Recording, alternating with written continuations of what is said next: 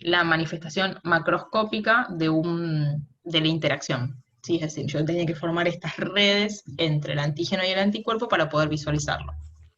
Hoy vamos a hablar de la interacción primaria, que justamente lo que va a hacer es no necesitar esa aglutinación, ser mucho más sensible, porque lo que va a hacer es detectar justamente la interacción directa entre un antígeno y un anticuerpo sin la necesidad de la formación de redes, y por ende sin la necesidad de las aglutinaciones o precipitaciones. Si bien son más sencillas o más sensibles, suelen ser menos sencillas desde el punto de vista de que suelen tener más pasos, porque tengo que tener alguna especie de paso de revelado, y menos económica, porque necesito o algún revelador y en general algún tipo de aparatología que acompañe lo que yo estoy haciendo, ¿sí? Ya sea un citómetro de flujo, algún tipo de revelado colorimétrico y la medición de colorimetría, o algún sistema de detección. Básicamente las que vamos a ver nosotros son tres. Dos, porque esta mucho no le vamos a dar bola. Lo que nosotros consideramos como inmunomarcación, es decir, la utilización, por ejemplo, de anticuerpos marcados o conjugados, ya sea a una enzima, que lo puedo detectar con un microscopio óptico por un cambio de color, a un fluorocromo, el cuyo caso lo puedo detectar ya sea con un microscopio de fluorescencia, en el caso de que sea algo fijo, o con un citómetro de flujo, si es una suspensión. El radioinmunoanálisis o las radioinmunometrías, ¿sí? Que son, en lugar de utilizar marcadores colorimétricos, fluorescentes o no fluorescentes, usa isótopos radioactivas, por ende voy a necesitar un contador de radiación. En general esto se utilizaba mucho al principio de las técnicas, cuando recién surgieron, y a partir de diversos, a la aparición de mejores técnicas, se trata de eliminar la utilización de radiación. De hecho en muchos lugares está prohibido, básicamente porque la idea es no irradiar a la persona. O sea, son medio peligrosos en el sentido de que pueden irradiar a la persona o al técnico que lo está realizando. Por ende se trata de disminuir. En algunos casos todavía no es posible eliminarlos por completo, porque no han habido técnicas mejores de cuantificación. Y el ELISA, ¿sí? Que el ELISA sí lo vieron, y que básicamente utiliza la aparición de una enzima, funcionamiento de una enzima que cambia un sustrato de color, por ende yo como sistema de detección uso un espectrofotómetro para medir justamente esa cuantificación del color producido. Inmunomarcación. Oficialmente, y esto puede ser discutible en algunos casos, es una técnica cualitativa, ¿sí? No me permite cuantificar. ¿Por qué decimos que es discutible? Porque se puede considerar semi-cuantitativa si es por comparación. ¿Sí? Es decir, yo no puedo decir que en esta imagen tengo, en este caso lo rojo es actina, que es lo típico que se utiliza para cuantificar, o sea, algo que se une a la actina, un anticuerpo marcado que se une a la actina. No puedo decir que en esta célula tengo 20 picogramos mililitros de actina, ¿sí? No la puedo cuantificar. Lo que sí puede ocurrir es que comparándola con otra imagen diga tengo más o tengo menos, ¿sí? Entonces a eso es lo que consideramos que podría llegar a ser semi-cuantitativa, agarrado con pinzas y depende a quién le preguntes, ¿sí? Nosotros lo utilizamos de esa manera. Lo utilizamos o para ver localización o lo utilizamos, por ejemplo, para ver distribución. Y decir, bueno, esto pareciera ser más concentrado que esto o está distribuido distinto, pero nunca le voy a poder dar un valor fijo a una concentración.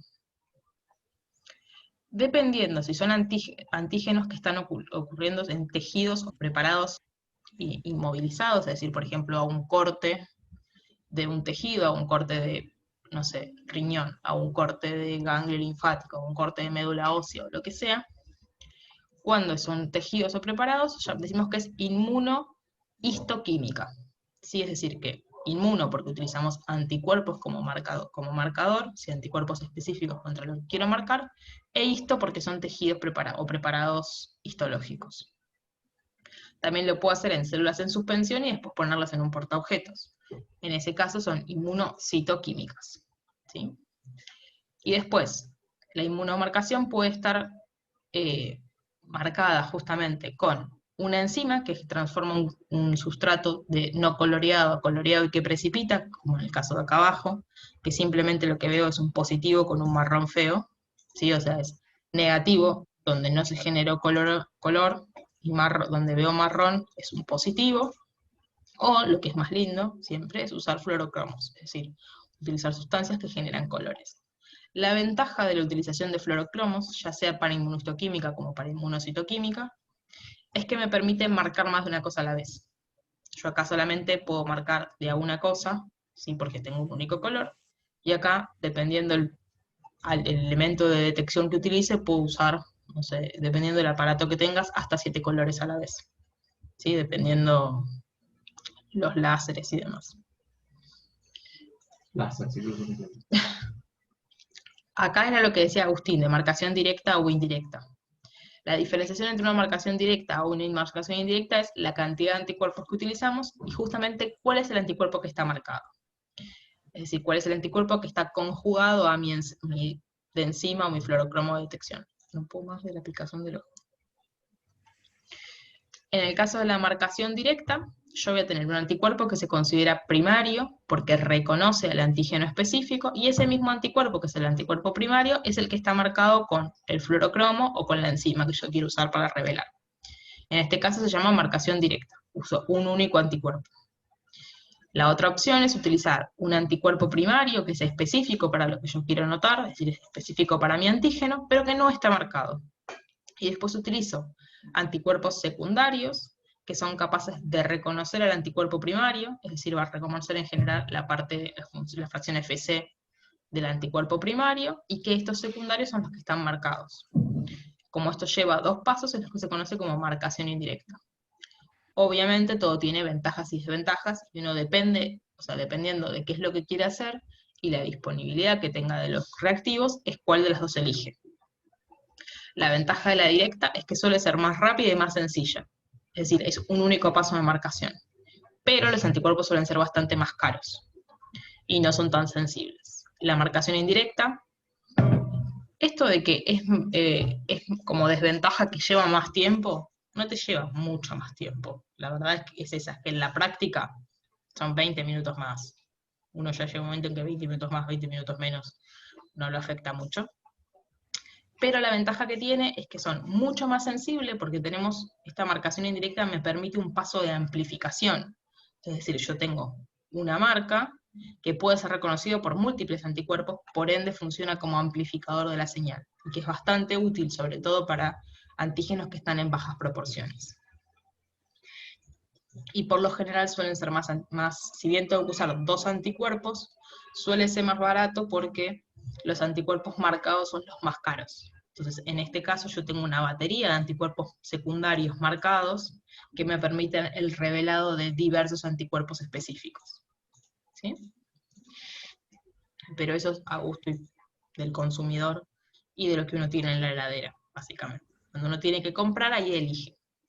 En mi caso, en mi experiencia, yo tengo todo lo que es citometría, marcación directa, y todo lo que es confocal, que es las fotos que vamos a ver ahora, son marcaciones indirectas, justamente porque aprovecho esa idea de que las marcaciones indirectas amplifican las señales y se ven mucho mejor.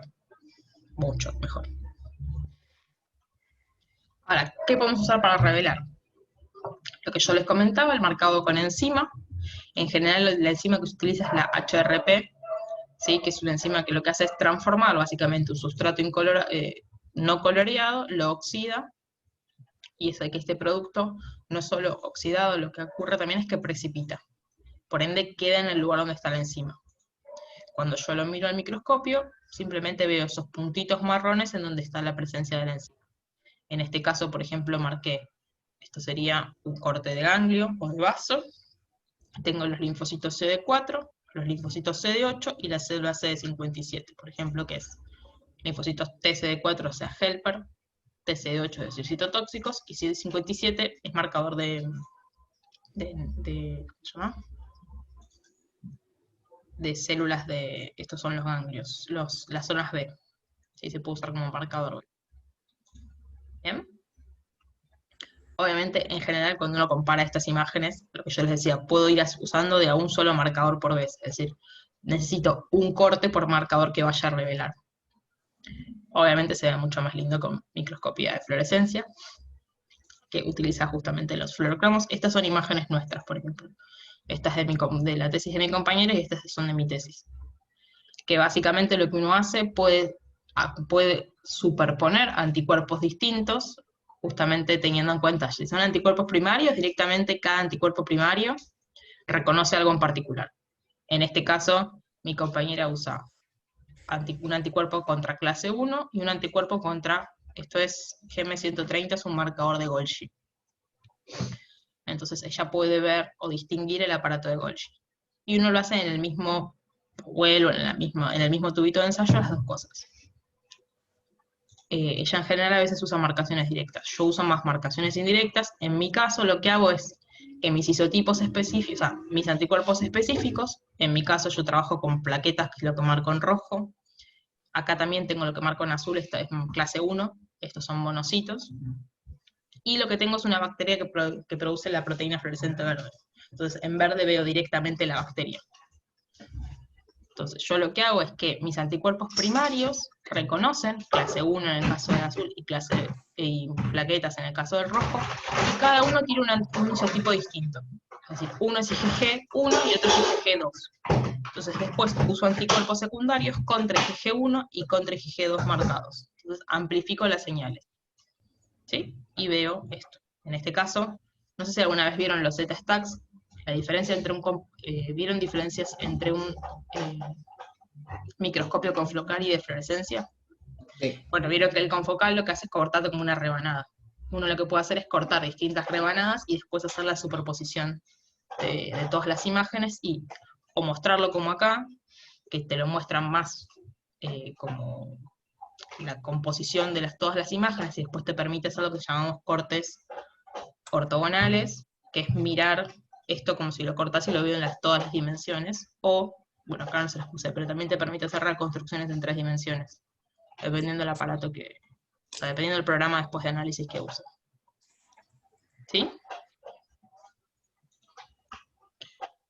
La fluorescencia, si se acuerdan, simplemente como para recordarles cómo funciona, es el fenómeno físico por el cual nosotros usamos componentes que son los fluorocromos, que van a absorber energía luminosa, excitarse, y después bajar a un estado de menor energía a partir de la emisión de luz.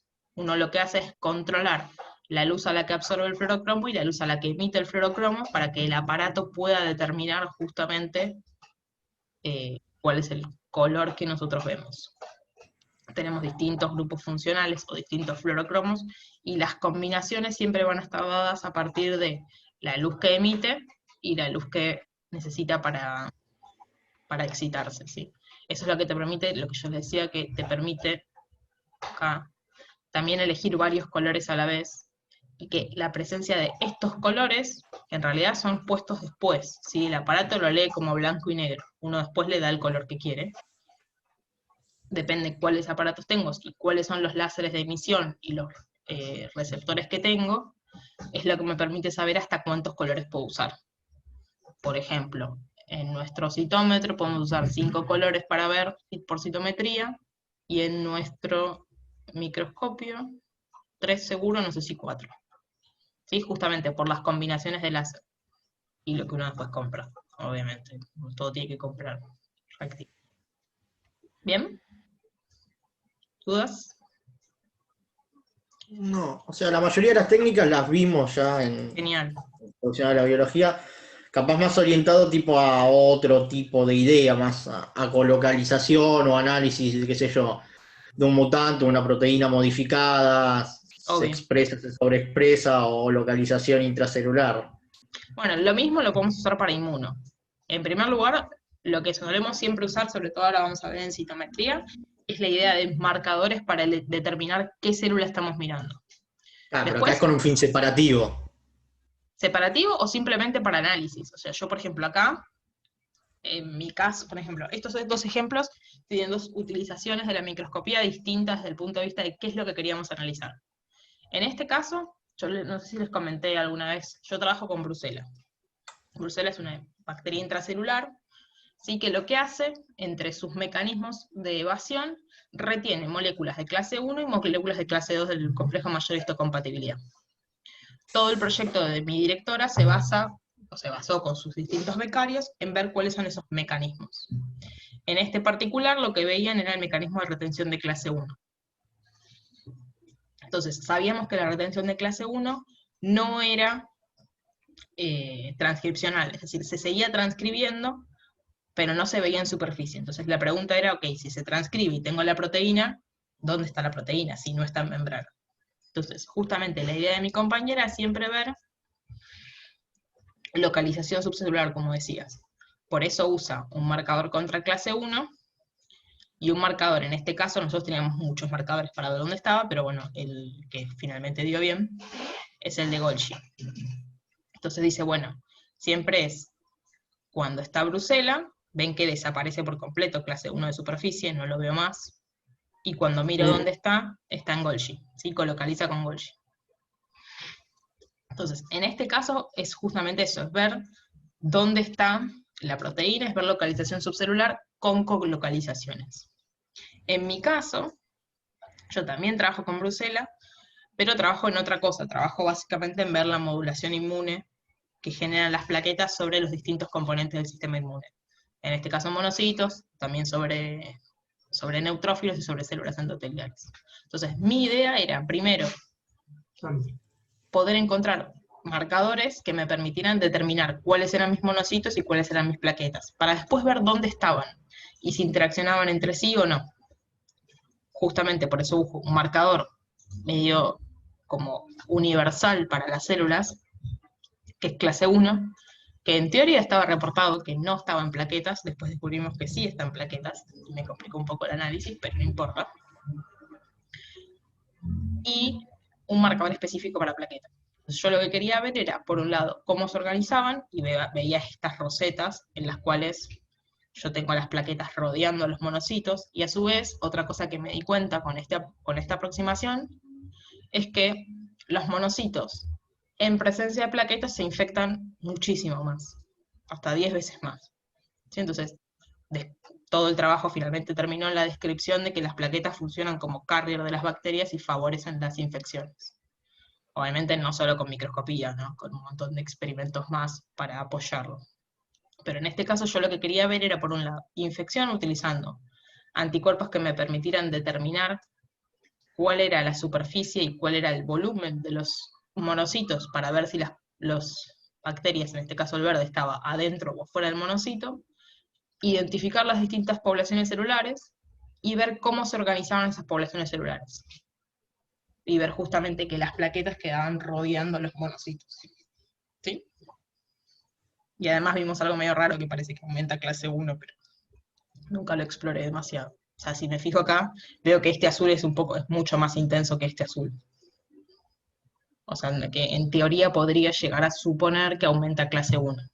Nunca lo exploré porque no me interesaba mucho y iba en contra de todo lo que decían mis compañeras, así que no me quería meter mucho en ese tema. Cito de flujo. ¿Vieron cito? Sí. Muy por encima. Muy por encima. Igual no nos vamos a centrar en cómo funciona, simplemente para que entiendan un poco el fundamento de la técnica. La idea de la citometría de flujo es que puedo hacer un análisis multiparamétrico, es decir, varios parámetros a la vez, de células únicas e individuales. ¿Sí? Por ende, me permite en 1 minuto y medio, por ejemplo, analizar hasta 10.000, 20.000, 30.000 células a la vez. ¿Sí? Esto me permite analizar.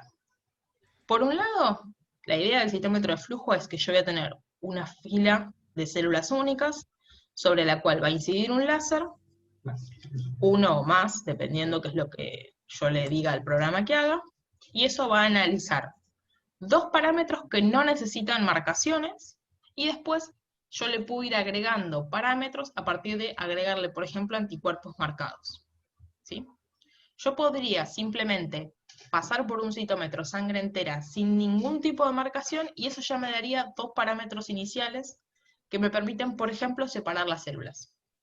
¿Sí? Es decir, me permiten, por esos 2 parámetros, identificar las distintas poblaciones celulares. ¿Sí?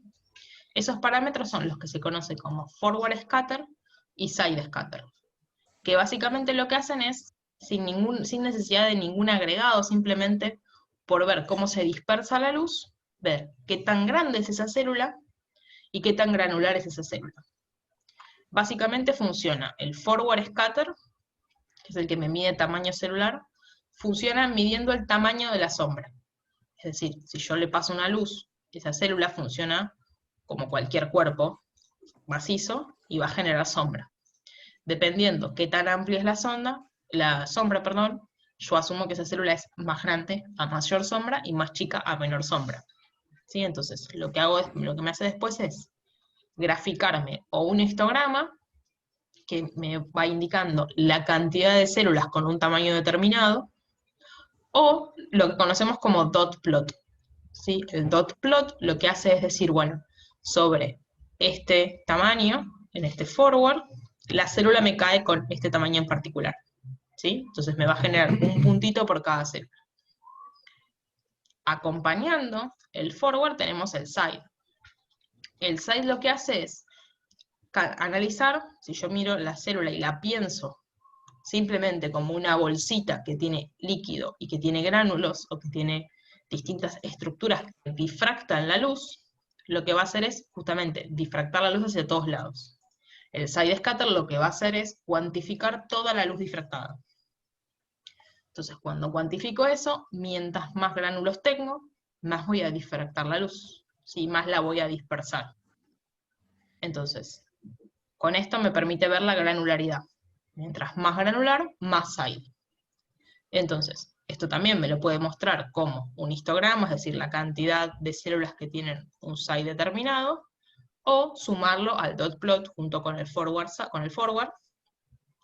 y decir, bueno, entonces de esto cada puntito sería una célula en particular, o un evento, mejor dicho, si nosotros lo consideramos evento. Este evento, por ejemplo, si yo me paro acá, tiene esta granularidad, es decir, una granularidad alta, porque está más hacia arriba, este es el 0, para acá es más arriba, para acá, o sea, esto es más granular, más grande. Entonces, esta célula tiene un tamaño intermedio y una granularidad alta. Esta tiene menor granularidad y el mismo tamaño. Esto es lo que consideramos de brillo, muy chiquito y muy poco granular. ¿Sí? Si yo hago esto con sangre entera, así, sin marcar, sin nada, puedo definir justamente las poblaciones celulares más importantes. Las poblaciones que son más grandes, o sea, que son grandes o intermediamente grandes, que son muy granulares, que son los polimorfonucleares. Sí, los polimorfonucleares básicamente son una bolsa de gránulos. Algo que después es menos granular y más grande, sí, que son los monocitos, y algo que es lo más chiquito y muy poco granular, ¿sí? Los linfos, ¿se acuerdan que son básicamente núcleos? Sí, tienen muy poco citoplasma y básicamente son un grupo muy grande. Entonces, Yo tengo dos dudas. sí, dime. La primera es, ¿esos son dos ensayos distintos o se mide todo en un mismo ensayo? Todo en el mismo. Yo paso la sangre y el aparato, a su vez, sin hacer nada, simplemente ya porque sí, me setea de toda esa población forwardizar en el mismo momento. Yo le pego ¿Y con el los mismo glóbulos? láser y tengo los dos detectores a la vez. Al mismo tiempo, listo. Y los glóbulos rojos ya me los saqué antes por centrifugación. Sí, o lisado. Depende del protocolo, pero sí, no tengo, los glóbulos rojos no se ven acá porque ensucian mucho. En Y acá general, en lo que neutrófilos entra todo. todos, Todo, cualquier polimorfonucleares. trocito. Y de hecho tengo en realidad, oficialmente es polimorfonucleares, es decir, neutrófilos, basófilos y eosinófilos. Lo que pasa es que por porcentaje los neutrófilos sobrepasan por amplio, o sea, ganan por mayoría. Y acá, además de monocitos, me pueden caer células dendríticas que estén en circulación, y en linfocitos también me entran las NK. ¿Se acuerdan que yo no las puedo separar por morfología? Esto básicamente es separación por morfología. O sea, esto Bien. puedes ver infección, no sé si hay infección o depende de la cantidad, digo, no sé si está cursando, no sé. Porque ponele que te da mucho, te da mucha cantidad. No sé, Esto uno sabe los porcentajes que tienen que dar. Entonces, lo que uno puede darse cuenta rápidamente en un forward site para ver esto, es, por ejemplo, que tenés muy pocos neutrófilos y tengo una neutrofilia. Tengo una neutropenia, tengo algo raro. O muchos linfocitos, y decís, hay algo raro acá, puede llegar a ser una leucemia. A priori es lo único que puedo decir, que los porcentajes estén diferenciados. Okay. Pero uno siempre que hace un análisis de citometría, obviamente en nuestro caso que trabajamos con sangre, lo primero que hacemos es esto, y a partir de acá se suman los análisis, ya sea porque utilizamos anticuerpos, ya sea para ver estas poblaciones mejores, o incluso, ahora vamos a ver los ejemplos, para diferenciar en estas células qué son linfocitos B de qué son linfocitos T, de los T que son CD4 y CD8. Pero Pero yo con esto esto hasta acá, ¿los separo o no los separo? así no. No tengo... Claro, o sea, esta No. técnica me permite cuantificar lo que tengo Así como respecto a la está. muestra. O sea, Claro. tampoco me cuantifica. O sea, me da No. una proporción de la Te da muestra. una proporción, perfecto, sí. No Como te da un pantallazo. número cuantificable. Yo lo que puedo hacer agregando anticuerpos es la separación en realidad de análisis, no la separación de las células. Las células que en este caso, cuando hacemos este experimento, las células que pasan por ese citómetro se tiran, no funcionan más. Si yo quiero hacer separación, como hablábamos antes, por cell sorting, es un citómetro de flujo adaptado a eso. Y siempre, o sea, si yo hago un cell sorting, como hablábamos la clase pasada, ¿se acuerdan? Yo acá sí podría, utilizando anticuerpos, el programa sí me podría separar los neutrófilos y pasármelos a un tubo, los linfocitos y pasármelos a otro tubo. Pero es otro citómetro de flujo, con un programa especial. Pero en base a... O sea, el otro que habíamos visto se basaba en que uno los marcaba con un anticuerpo magnetizado. Sí. Cuando yo uso anticuerpos tipo para marcaje, ¿tienen que ser esos o hay otra forma? No, hay una Porque forma de algunos citómetros de cell sorting específico que en realidad lo que hacen es como magnetizar el líquido, el flujo, el medio de cultivo. Entonces, justamente lo que hacen después es mover la gota donde está la célula en base a los dos imanes, sin necesidad de anticuerpos. entonces ahí el anticuerpo, o sea, no me acuerdo bien cómo funcionaba, si no me equivoco, o sea, con anticuerpos yo lo que hacía era marcaba con distintas longitudes y un láser me medía la longitud, Claro, o no eso funcionaba. sí, tenemos que hacer una separación.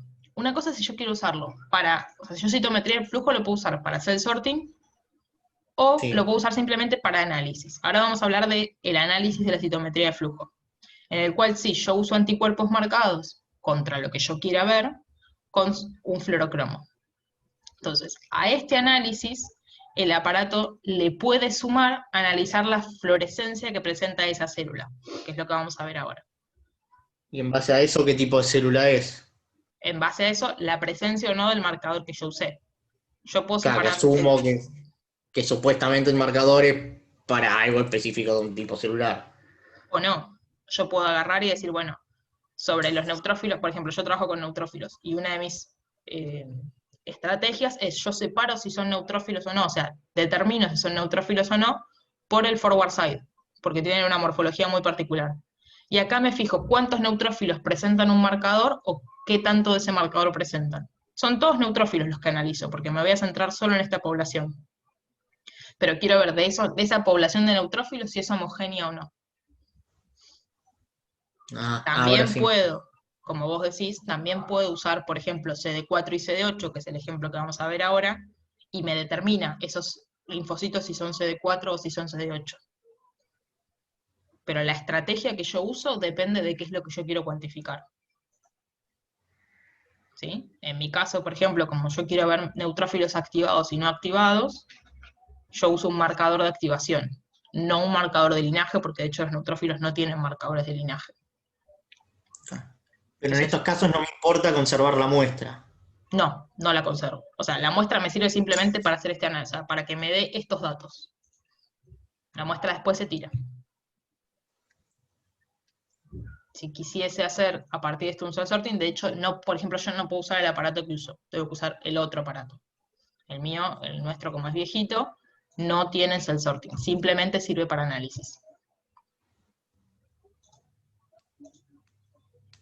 Bien.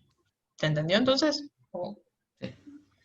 Entonces, esta primera parte, como decíamos, es sin necesidad de marcar nada, es simplemente por morfología de las células. Después sí, puedo sumarle el análisis utilizando anticuerpos específicos, para lo cual tengo que tener en cuenta que yo tengo que tener siempre controles para asegurarme lo que yo estoy analizando. El primer control, que es el que deben haber escuchado alguna vez, es el control de isotipo. No sé si alguna vez lo escucharon, pero básicamente el control de isotipo es cuando yo utilizo marcas, por ejemplo, si quiero marcar CD4, yo tengo que usar en otro tubo separado, es decir, tengo que pasar 2 muestras, un anticuerpo que es específico contra nada, es decir, no es capaz de reconocer nada de mi célula y que tiene la misma marca que yo voy a usar, el mismo fluorocromo que voy a usar. ¿Para qué? Para controlar, por un lado, autofluorescencias y para controlar pegados inespecíficos, ¿sí? Este isotipo, este control de isotipo, que yo hago en un tubito separado, me permite setear a la máquina, es decirle al citómetro, qué voy a considerar como fluorescencia positiva y qué voy a considerar como fluorescencia negativa. Es decir, mi isotipo, que en este caso, esto es un histograma, es decir, esto me dice que con fluorescencia de 10 a la 12, es decir, de 100, tengo esta cantidad de células. Todo lo que me caiga con una fluorescencia de 10 a la 2, o más baja, la voy a considerar negativa, la voy a considerar como que es pegado inespecífico, es una interacción entre proteínas inespecífica, es autofluorescencia, es toda la mugre alrededor del experimento. Y no lo voy a considerar como verdadera marca. Todo lo que sea de 10 a la 2, en realidad es un poco más, es de acá, donde está marcado con violeta, en adelante, es decir, que tenga más fluorescencia que eso, es marca específica, es decir, que el anticuerpo que yo utilicé se pegó a mi antígeno y está generando fluorescencia. ¿Sí? Esto obviamente lo tengo que hacer en 2 tubos separados, de la misma muestra. Por ejemplo, yo agarro sangre entera, una la marco con isotipo, una la marco con el anticuerpo deseado, por ejemplo CD4, bueno, este ejemplo sale de neutrófilos. Pongámosle que es, no sé, CD11B, una marca específica de neutrófilos, o una marca que esté presente en neutrófilos. Hago el forward side, y yo le digo, usando el forward side, es decir, la granularidad y el tamaño, le digo al aparato, bueno, ahora mostrame de esta población, que son los neutrófilos, cuántos de estos neutrófilos tienen marcación de color. Por ejemplo, en este caso, FITSI es verde. Entonces digo, bueno, el tubo que estaba marcado con isotipo, es decir, tiene un anticuerpo verde que no pega nada, me cae acá. Todas las células me caen entre 10 a la 0 y un poquito más de 10 a la 2. Y después le digo, bueno, mostrame el tubo que tenía el anticuerpo específico contra CD11B. Y veo que todas las células me caen entre 10 a la 3 y 10 a la 4. ¿Sí? Entonces yo después le puedo pedir a la máquina que me superponga los dos tubos y digo, bueno, estos son los verdaderos marcados y estos son todo lo que, o sea, todo lo que me caiga acá yo voy a considerar que no es marca. ¿Está bien? O sea, el aparato estaría midiendo las 3 cosas. O sea, primero por Forward morfología. side, sí. Forward side, y en este caso un color. Ahora vamos a ver en este ejemplo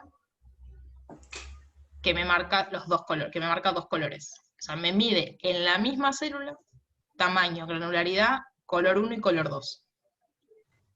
Dependiendo el aparato que tenga cada uno, en algunos casos te mide hasta 9 cosas a la vez. Forward side y hasta 7 colores posibles. Entonces, uno después usa un programa especial para analizar esos datos. ¿Sí? Entonces, por ejemplo, la típica que nosotros hacemos son linfocitos, para separar linfocitos CD4 y CD8.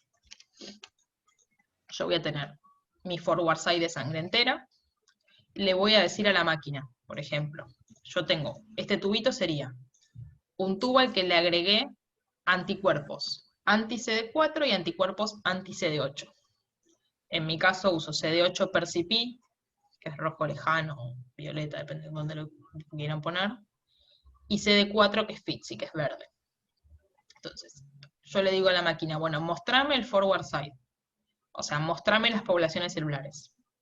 Una vez que me muestra las poblaciones celulares, le digo al programa, bueno, ahora, estos que son los linfocitos, porque yo sé que los linfocitos caen acá, poco granulares y de poco tamaño, mostrame las fluorescencias de estas células. Y me hace este programa, me muestra esto, me muestra sin los, ¿cómo se llama? Sin las marcas violetas. Sí, color. Entonces, ¿para qué hago los controles tengo que hacer controles de isotipo y los de compensación, que bueno, no importa, pero los controles de isotipo justamente porque los controles de isotipo son los que me van a permitir hacer estas marcas violetas y decir, bueno, en el caso de CD8, todo lo que me caiga por debajo de esta línea, yo la voy a considerar negativa, es decir, que no presentan CD8, ¿sí? Porque tienen una fluorescencia que no es compatible con mi marcación CD8 positivo. Todo lo que sea superior a la fluorescencia, sí. Entonces, yo marco esta línea y digo, bueno, este es mi eje de CD8, todo lo que sea de acá para abajo es negativo, todo lo que es de acá para arriba es positivo. Lo mismo para CD4. Mi isotipo de CD4 me permite marcar esta línea y decir, bueno, todo lo que va de CD4 a mi izquierda, es decir, entre 0 y 10 a la 1 es negativo.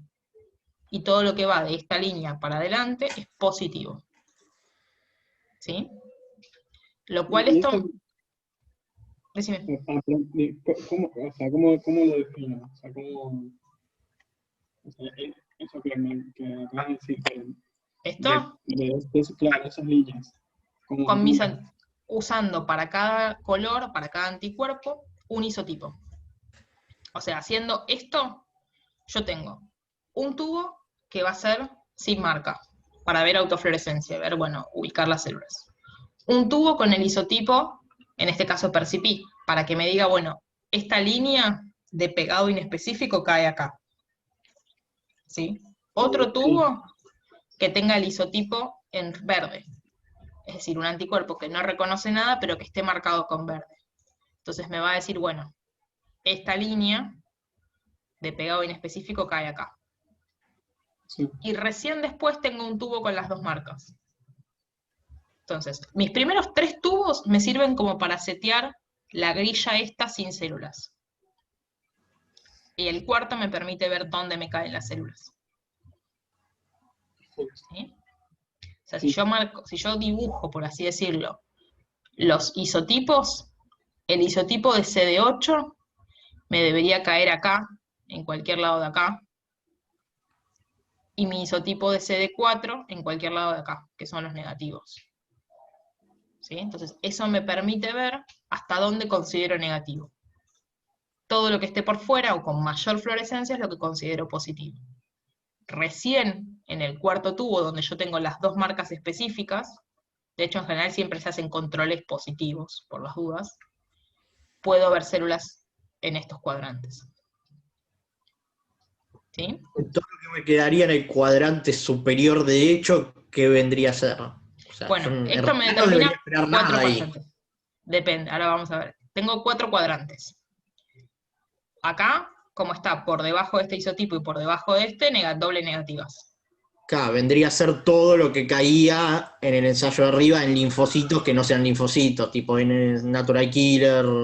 Que no sean linfocitos T. Claro, linfocitos B, natural. O sea, todo lo que caía en linfocitos antes de que yo lo clasifique. ¿Cómo? ¿Para qué? Ok, me pasaron los bomberos. ¿Qué? Perdón. ¿Qué me decías acá? Claro. Entonces serían NK, sí. Linfo B, sí. Y me dijiste algo más. No sé, o sea, todo lo que caían linfocitos en el ensayo anterior. Claro, O sea, ahí, todo lo que me cae acá, que no sean ni son T, CD4 ni CD8. Perfecto. Acá, ¿qué me caen? Los CD8. Los CD8 positivos. Acá, los CD4 Los CD4. positivos. Y acá serían los doble Esa es mi positivos. duda. Si es sangre entera, no puedo ver nada, no tengo que ver nada. Yo no tengo linfocitos doble CD4, CD8. Claro, o sea, no debería estar buscando que haya algo raro, sino que está mal el ensayo si viera algo ahí. Claro. Ahora, ojo que agarré. Yo agarré sangre entera, es verdad, no voy a tener nada. Pero si yo agarro timo, por ejemplo, un machacado de timo, yo acá sí voy a tener dobles positivas. ¿Se acuerdan Porque que hay son una los que están etapa? madurando. Entonces yo acá sí puedo ver células doble positivas. O sea, la presencia de simples positivas o dobles positivas va a depender siempre de qué agarré, qué tejido agarré y qué marqué. En este ejemplo es perfecto. Yo tengo sangre y marco CD4 y CD8, esto me tiene que aparecer vacío. Si acá no me aparece vacío, una posibilidad, por ejemplo, es que tenga una leucemia rara de células T inmaduras. Pero me puede pasar. Pero ya tengo una patología, tengo algo raro, tengo algo que me tiene que llamar la atención. Si yo agarro machacado de timo, no, puedo encontrar algunas acá. De hecho, voy a encontrar, que son mis inmaduras. ¿Bien? Así que tengo que tener en cuenta siempre cuando miro estos gráficos, primero, ¿de dónde vienen? ¿Sí? Es decir, yo ya estoy mirando, acá estoy mirando sangre entera o en este caso estoy mirando solo linfocitos. Yo siempre les voy a decir, hice tal cosa, hice tales pasos, estoy mirando tal cosa. ¿Sí? Por ejemplo, si yo agarro en el mismo experimento, yo le puedo decir al citómetro, en vez de mostrarme esta población, mostrame esta población. CD4, CD8. ¿Dónde me deberían caer las células? O sea, vamos de vuelta. En el mismo, o sea, yo esto lo pasé por el citómetro, me llevo los archivos y en mi casa jugando le digo al citómetro, bueno, así como que te pedí que me muestres esta población, la presencia de CD4 y CD8, es decir, este gráfico, mostrame el mismo gráfico, pero de estas células. Es decir, mostrame en estas células cuántas me presentan CD4 y cuántas me presentan CD8. Y pero son neutrófilos, no deberían. Claro, deberían caerte todas en negativo. Si yo lo hago, me van a caer todas acá. Lo puedo hacer. Y de hecho lo hago y controlo eso, que me funciona todo bien. Si veo células acá, digo, ahí lo quise mal. O hay algo que... Claro, que puedes usar como control. Claro. Ay, te escucho muy bajita, sí. Sí, como decías, lo puedo usar como control. También puedo agarrar la población. O sea, el citómetro es bobo.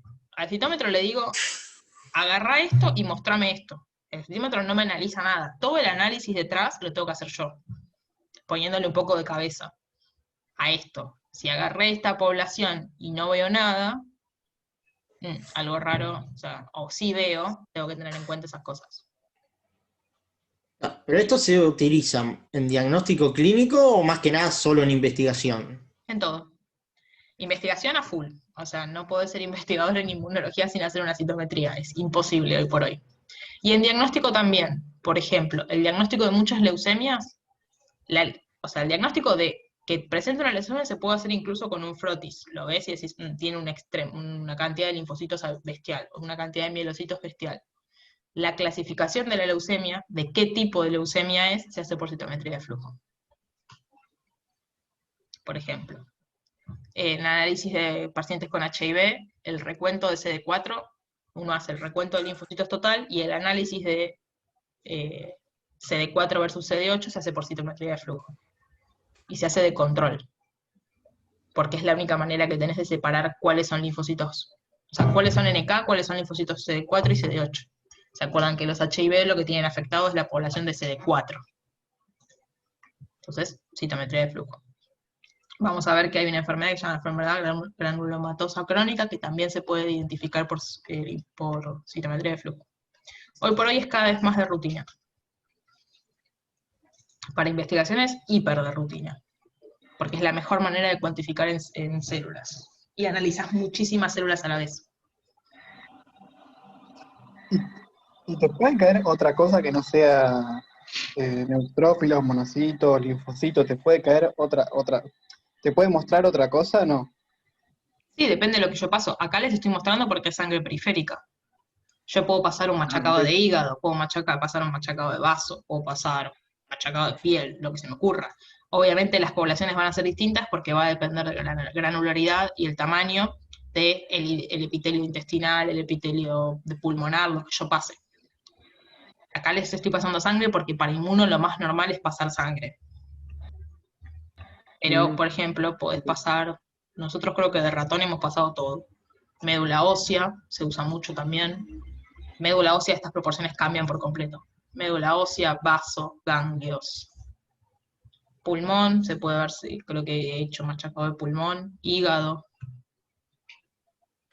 Y, por ejemplo, no necesariamente tienen que ser células inmunes. O sea, yo puedo usar un marcador específico para epitelio pulmonar y ver cosas en epitelio pulmonar.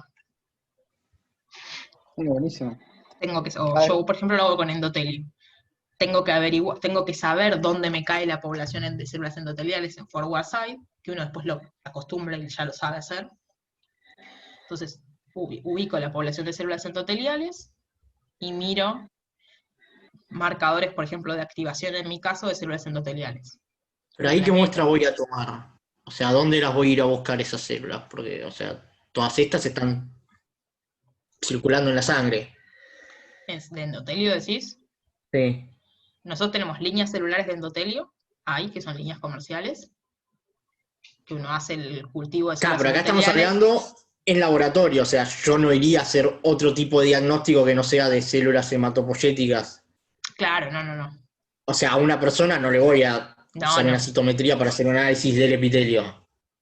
Podría ser de una biopsia, no de epitelio. O sea, de epitelio sí, por ejemplo, puedo hacer una biopsia de riñón, una biopsia de hígado, una biopsia de pulmón, por ejemplo. Sí. Es un pedazo. O sea, en la biopsia te sacan un pedacito de tejido. Justo Claro, endotelio pero no, porque no te saca un pedazo de vena, pero lo tengo que procesar de alguna manera, porque ahí sí, tengo un tejido. se hace una especie de machacado. La única que tenés que tener en cuenta es que se hace una suspensión de células. O sea, es una especie de machacado mecánico y a veces se usan detergentes suaves. O sea, son protocolos que ya están establecidos a partir de la muestra, bueno, yo por ejemplo, voy a empezar a trabajar en algún momento con muestras de riñón. Se aíslan las células del pedazo de riñón que viene. Pero no es poco, o sea, no es preferible una inmunocitoquímica o algo digo yo, en el proceso de tener que el preparado de mi muestra no da mucho margen a error después. Tenés un error que siempre se tienen en cuenta y los análisis, o sea, vos siempre tenés controles. Ahora, los controles que yo les conté acá, que estos los marqué, como verán, con dobles y de exclamación, son controles de técnica. Después, además, tenés controles experimentales, para asegurarte que todo lo que vos hiciste no afectó tu resultado. ¿Cuál es la diferencia entre usar a veces citometría o usar histoquímica? Depende del tejido que tenés y depende de la cantidad de células que quieras analizar. Por ejemplo, si usas células que son muy poco,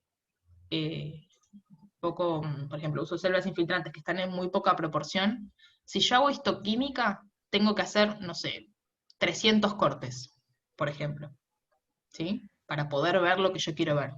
Si hago citometría de flujo, por ahí con una pasada de citometría de flujo es suficiente, porque veo 20.000 células, 30.000 células en 2 minutos. Contra, no sé, 40 horas de confocal. ¿Sí? Entonces ahí empiezas a jugar con qué conviene. Sí, la citometría tiene cierto error, pero la verdad es que es bastante fidedigna y los protocolos que tenemos nosotros están recontraprobados y que ya están muy puestos a punto para saber que agarraste la mayor cantidad de células y que no las afectaste durante el procedimiento. Muchas veces usan células, si son biopsias en general son células fijadas. Entonces no te afecta Mi duda tanto es el más que nada, resultado. no sé, en cuanto a una biopsia. O sea, porque yo ahí tengo que hacer todo un preparado de la muestra. Yo digo, en ese proceso de preparado, de tener que como solubilizar ese tejido, Uh-huh. que me queden las células en suspensión, si no es más proclive a errores. Puede ser más proclive a errores, depende de qué tipo de errores te refieras. Si son, uno ya debería saber, por ejemplo, sabemos que hay anticuerpos que no marcan si las células están fijadas. Eso lo tenés que probar. O sea, todo lo que yo les digo ahora, que es para hacer un experimento, antes hiciste lo que se llama puesta a punto, que es probar estas cosas. Probar que no se te fueron las células, probar que el anticuerpo te sigue funcionando aunque esté marcado, probar que cuando haces el machacado no las destruyas, no te pases de mambo. Si le pongo Claro, detergente y me paso de a eso mambo, me la hago refiero. pelota. Bueno, todo eso en general lleva meses de puestas a punto. De cuánto detergente, cuánto tiempo con el detergente, cuánto fijador, cuánto tiempo con el fijador, cuánto anticuerpo, cuánto tiempo con el anticuerpo. Todo eso para llegar a un momento en que estandarizaste el proceso y listo. Bueno, ahora puedo largar el experimento, pero todo lo anterior fue puestas a punto. Es la hermosa vida del becario. Después un becario lo pone a punto y ese protocolo no se toca más. Hasta que no falla, ese protocolo no se toca más y lo usamos todos los del laboratorio. A menos que cambies algún reactivo y a veces tenés que poner a punto de nuevo. Pero obviamente, como bien decís y como te diste cuenta, te puede pasar que haya fallas experimentales, porque por ejemplo la manipulación de la muestra estuvo mal. Que más allá de que sea una biopsia, por ejemplo, yo trabajo con células endoteliales y me di cuenta que si fuiste medio bruto al levantar las células endoteliales, se te activaban y te cambiaba el resultado. Entonces, tenés que tener cuidado con eso. O sea, todo te puede llevar a generar como error experimental. Ese error experimental también está tenido en cuenta con los controles, justamente. Por ejemplo, en las biopsias, siempre en las biopsias se suele agarrar tejido. O sea, en las biopsias, y muchas veces nosotros más que biopsias lo que tenemos son, o sea, los pedazos extirpados. Cuando ya hiciste, o sea, ya se hizo la biopsia, se está haciendo la operación para remover el tumor, se saca tumor y parte de tejido sano asociado al tumor para evitar que te hayan quedado células tumorales. En general lo que se hace es que uno cuando le llega la muestra, se separa ese tejido y se considera tejido tumoral y tejido peritumoral. El peritumoral te funciona como una especie de control interno, de lo más sano posible, sano entre comillas, porque en realidad es tejido asociado a un tumor, pero se lo considera como sano y ahí te puedes dar cuenta que falló algo, por ejemplo, en la muestra. Si, por ejemplo, no tiene marcadores de células normales o distintos controles internos que vos podés agregar.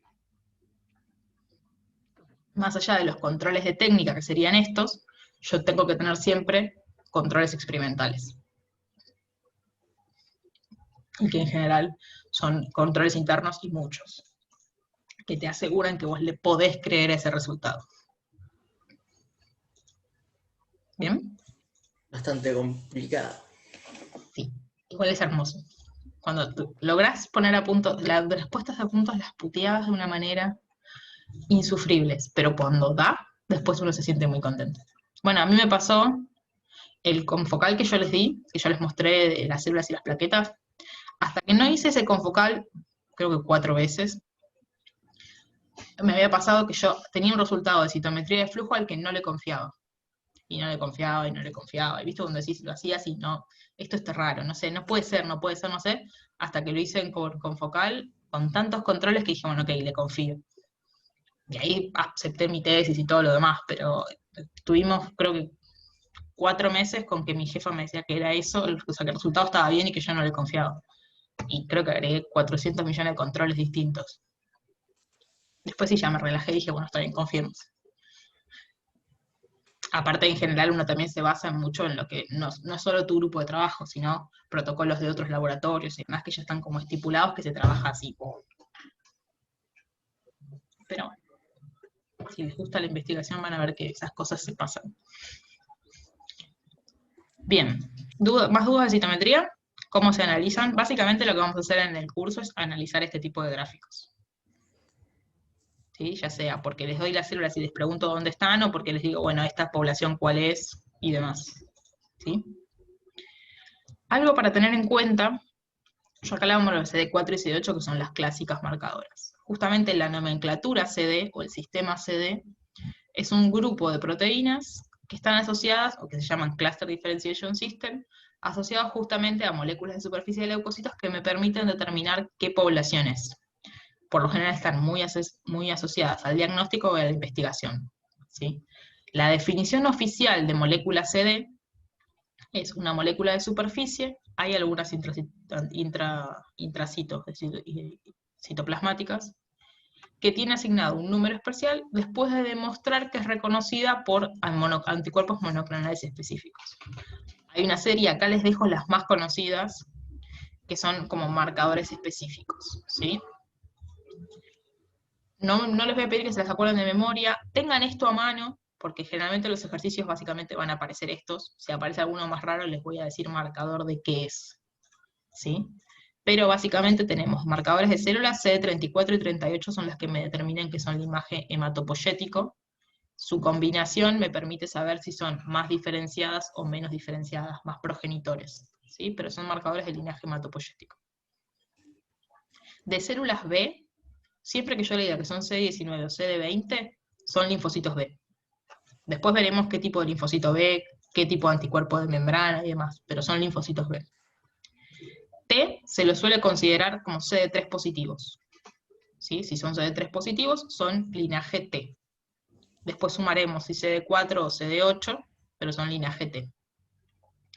NK, ¿se acuerdan que las clasificamos según expresión de CD16 y de CD56? También puede pasar CD57, pero básicamente las vamos a ver como CD16 o 56, ¿se acuerdan que eran bright o dim, dependiendo qué subpoblación de NK era? Linajes mieloides, bueno, todas estas. CD14 es la principal que consideramos monocitos. 41 y 42 y 61 son megacariocitos. 61 son plaquetas. Y 71, que es muy raro que se use, que son eritroides. Nosotros no lo vamos a ver porque para nosotros, en general, los eritrocitos los vamos a borrar eliminar antes de hacer, ¿cómo se llama? Antes de hacer la citometría. Básicamente porque ensucian mucho el citómetro.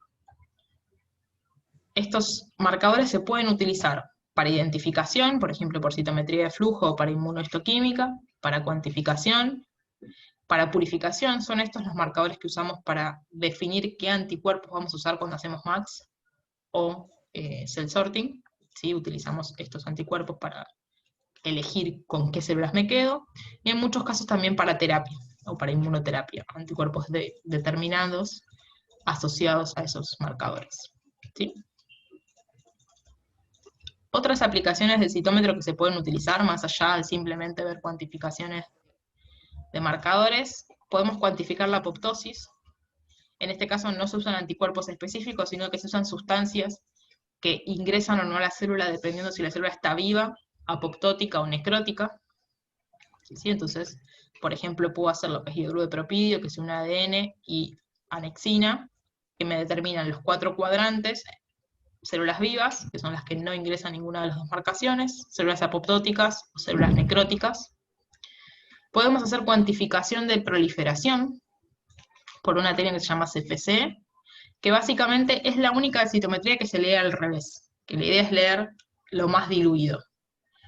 La cuantificación por CFC básicamente consiste en agarrar células linfocitos principalmente, ponerles una tinción que ingresa al citoplasma, no es un anticuerpo, es una tinción. Esa tinción queda atrapada dentro de la célula, se lava la célula, y después esas células se ponen en cultivo. A medida que la célula prolifera, lo que ocurre es que cuando se divide, la tinción se divide mitad para cada célula hija. Por ende, la marca queda diluida a la mitad. Cuando esa célula se vuelve a dividir, vuelve a quedar dividida a la mitad. Entonces, si yo agarro después de un estímulo, o sea, yo agarro linfocitos, los cargo o los pulso con esa tinción, y los pongo en cultivo 5 días con un estímulo, yo voy a tener a día 0 que todas las células están cargadas con mucha concentración, porque todavía no se dividieron, son las células que se cargaron propiamente. A medida que pasan los días, si las células se fueron dividiendo, me van a empezar a aparecer picos con células más diluidas. Mientras más diluida está, más rondas de proliferación tuvo. ¿Se entiende? Entonces yo puedo cuantificar, si hago esto en un tubo, lo hago, o en una placa lo hago con un estímulo, y en otra placa lo hago con otro estímulo, puedo comparar entre las dos cuál de los dos estímulos generó más proliferación. ¿Sí? O si generó proliferación o no directamente. Pero la idea es esa, que voy analizando qué tan diluida quedó la muestra, o la tinción dentro de las células. Algo que se está usando ahora, que obviamente acá por lo menos creo que en Argentina todavía no tenemos ninguno, es que a los citómetros, además de hacerte la cuantificación, el citómetro te puede sacar una foto de la célula que está cuantificando. Y es lo que se llama single cell imaging, que para cada célula no solo te da los datos de forward, de side y de coloración como vimos antes en el dot plot, sino que además te muestra la foto y te permite ver la localización de ese colorante o de ese anticuerpo. Por ejemplo, estas son marcaciones de distintos tipos celulares. No es lo mismo, o sea, yo siempre con lo que veo con la citometría es la intensidad de la marca, es decir, cuánta marca tengo. Si tengo más marca, asumo que tengo más anticuerpos pegados. Pero no me dice dónde están esos anticuerpos. No me dice si están de forma citoplasmática, en membrana, o si están todos en una zona. De esta manera sí, veo que la localización de los distintos marcadores es diferente. ¿Sí? O sea, no solo mide con el láser, sino que encima le saca la foto. Analizar esto necesitas un software bastante copado y una compu que te lo permita analizar. ¿Sí? ELISA, básicamente ya lo vieron, lo vamos a pasar súper rápido. El ELISA tiene dos funciones básicas. O detecto antígenos o detecto anticuerpos. ¿Sí? Nuevamente, dependiendo qué es lo que yo use como sustrato y qué es lo que yo use como muestra. La idea, básicamente vamos a trabajar con dos tipos. Los que se llaman ELISA sandwich, que me permiten detectar antígenos, que es utilizar un anticuerpo de captura que está inmovilizado en una placa, y que permite con su paratope reconocer o inmovilizar justamente el antígeno que yo quiero cuantificar. Y después se utiliza un anticuerpo de detección que está conjugado a la enzima HRP. Este anticuerpo de detección nuevamente puede ser directo cuando es un anticuerpo marcado o indirecto cuando tenemos un anticuerpo y después un anticuerpo secundario. Y después simplemente lo que hago es revelar con el sustrato de la enzima. Entonces la presencia de esta enzima va a ser proporcional, o sea, la presencia de colorante va a ser proporcional a la presencia de enzima. Y la presencia de enzima va a ser proporcional a la cantidad de antígeno que hay, por lo cual que fue capaz de reconocer. ¿Sí? Entonces todo es proporcional. Mientras más color tengo, más cuantifique. Y por otro lado, los anticuerpos, los ELISAs de determinación de anticuerpos, lo que suele hacer es inmovilizar un antígeno de captura, en lugar de un anticuerpo. Utilizo mi muestra, que va a tener los anticuerpos específicos, y después utilizo un anticuerpo anti-anticuerpo, es decir, un anticuerpo anti, por ejemplo, IgG. Y cuantifico todo lo que quedó pegado. Obviamente, solo lo que quedó pegado solo es lo que es específico para mi antígeno de captura. ¿Sí? Entonces, dependiendo qué es lo que yo inmovilizo, es lo que puedo cuantificar. Hay distintos ELISAs dependiendo qué es lo que quiero cuantificar y cuál es la estrategia de cuantificación que se utiliza. Los más comunes son en ELISA sandwich para antígenos, sí, que es el primero que le contaba, y para cuantificar anticuerpos suelen ser antígenos ELISAs indirectos, ¿sí? Básicamente también para amplificar. Radioinmunométricas, solamente les voy a comentar dos que no se suelen usar mucho, o sea, en investigación se usan un poco si trabajan justamente en alergias o en cualquier patología asociadas con IgE, que es básicamente un símil ELISA, no son ELISAs, que se llaman PRIST y RAST, que me permiten detectar IgE total en el caso de PRIST o IgE específica en el caso de RAST. Y consiste en lo mismo. Yo inmovilizo, en el caso de IgE total, inmovilizo anticuerpos anti-IgE, pongo mi muestra, que va a contener IgE, y después revelo con un anticuerpo, en este caso marcado radiactivamente. ¿Sí? Esto es para todo IgE porque voy a medir directamente IgE total. En el caso de RAST, yo lo que hago es inmovilizar un antígeno específico, por ende solo detecto IgE específica. ¿Por qué usamos esta técnica para IgE en lugar de, por ejemplo, la que vimos de inmunodifusión radial para IgA o IgG o IgM? Por las cantidades, ¿sí? ¿Se acuerdan que yo les dije que las técnicas de interacción secundaria requieren muchas cantidades, ¿sí? Concentraciones importantes de anticuerpos? IgE, vamos a ver que está muy bajas concentraciones en plasma, porque la mayor parte de la IgE está asociada a mastocitos. Entonces necesito técnicas que sean muy sensibles.